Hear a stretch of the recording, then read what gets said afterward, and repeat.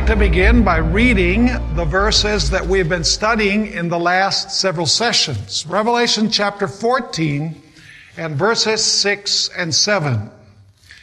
Then I saw another angel flying in the midst of heaven, having the everlasting gospel to preach to those who dwell on the earth, to every nation, tribe, tongue, and people, saying with a loud voice, "Fear God and give glory to Him, for the hour of His judgment has come. And worship Him who made heaven and earth, the sea, and the springs of water." This is the third imperative in the first angel's message that we're going to take a look at in our study today. First imperative is fear God. The second imperative is give glory to Him. And the third, of course, is worship Him who made the heaven, earth, the sea, and the springs of water. Now, the first thing that we want to ask is, who was this creator that is mentioned in the first angel's message? Well, go with me to Colossians chapter 1, and we'll read verses 15 through 17. Colossians chapter 1 and verses 15 through 17. Here it's speaking about Jesus Christ. And notice what it says.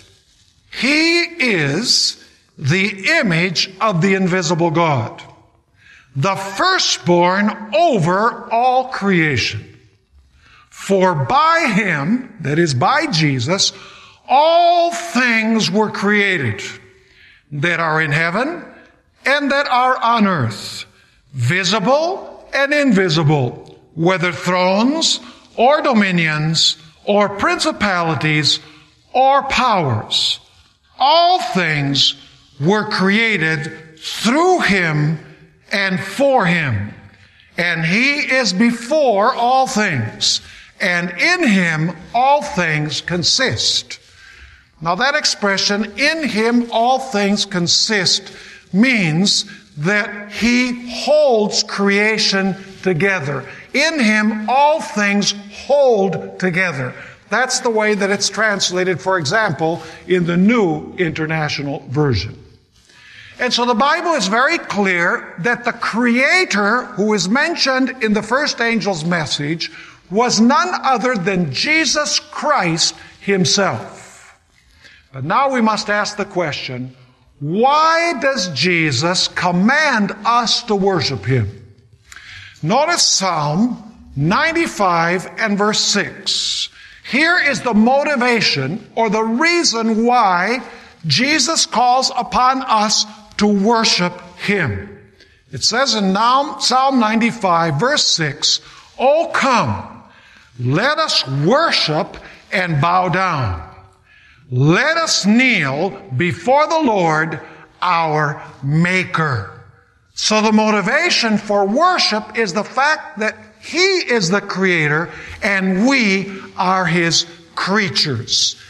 Worship is due from us because we were created by Jesus Christ. Let's notice one other verse that speaks about the motivation for worship. Nehemiah chapter 9 and verse 6. Nehemiah 9 and verse 6. Here, Nehemiah, inspired by the Holy Spirit, says, "You alone are the Lord. You have made heaven